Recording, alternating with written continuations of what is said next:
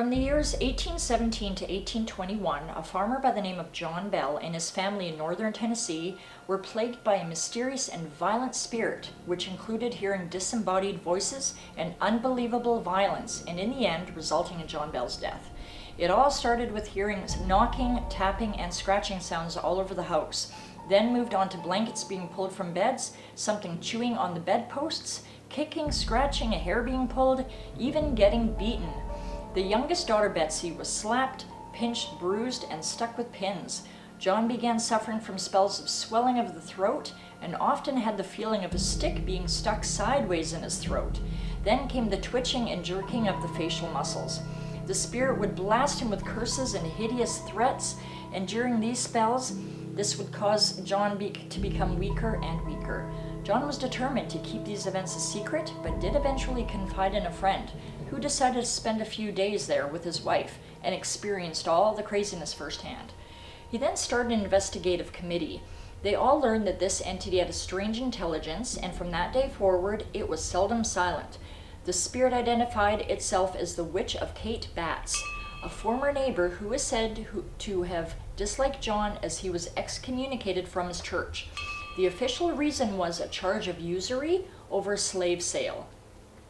Locals started calling the spirit Kate, who was making appearances with sounds and voices all over the county. The spirit became so famous that even former President Andrew Jackson paid a visit and experienced firsthand Kate's activity by not letting the wheels of his wagon move. Mr. Jackson exclaimed, "By the eternal boys, it is the witch." Then a voice was heard telling the horses to move, and they could move. John fell victim to a strange illness which Kate took credit for, and as he lay bedridden, Kate prodded him and never let him rest. One day, he went to bed and never recovered. He was lying in bed senseless with the strange bottle next to his bed. His breath smelled of the dark liquid in the bottle. They put a drop of this liquid on the tongue of a cat, and the cat dropped dead, and John soon followed.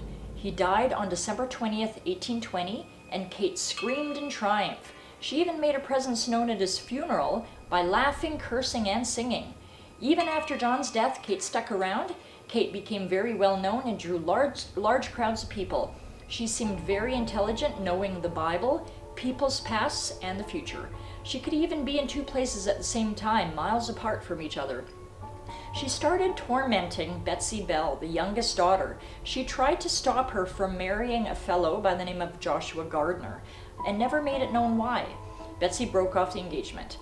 Kate bade everyone farewell and promised to return in 7 years. She did return for a few weeks and spoke with John Bell Jr. about the past, present, and future.